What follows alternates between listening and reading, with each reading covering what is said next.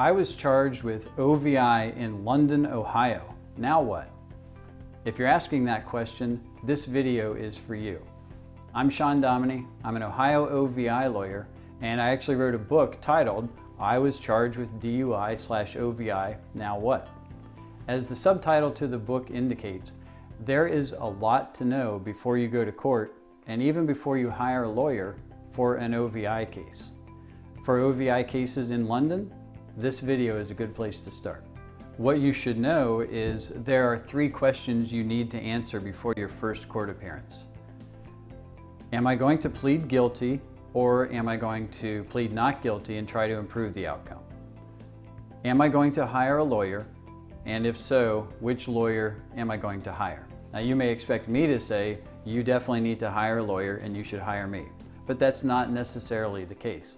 I think that the first question is more critical to answer because there's some urgency to it and it will help you answer the other 2 questions.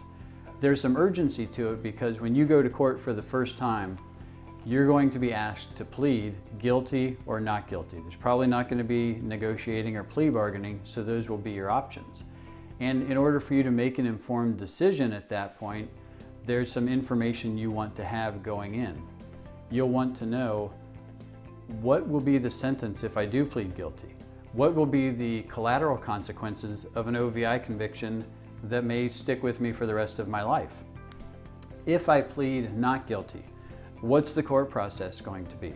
How does the prosecutor try to prove my guilt? How is evidence used? How do I introduce my own evidence or present my own defense? And what's the likelihood that I may achieve my goal of possibly avoiding an O.V.I. conviction? And to help you learn more about those topics and answer those questions, I've created a series of videos. Those videos are on my YouTube channel and they're also on my website. And also on my website, dominylaw.com, there are dozens of pages of written information about O.V.I. topics.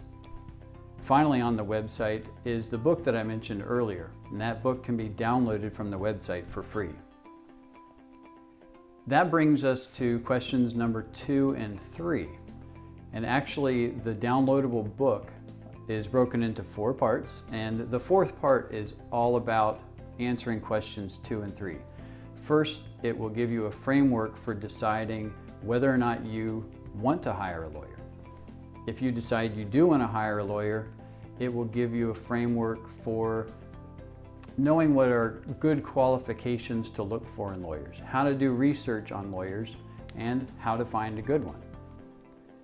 There is a lot to know about O.V.I. cases, and I know that can be overwhelming, but the information is available and you can educate yourself before you go to court and before you hire a lawyer. As you do that, I hope that you use these resources that I've mentioned, and I hope that you find these resources are helpful.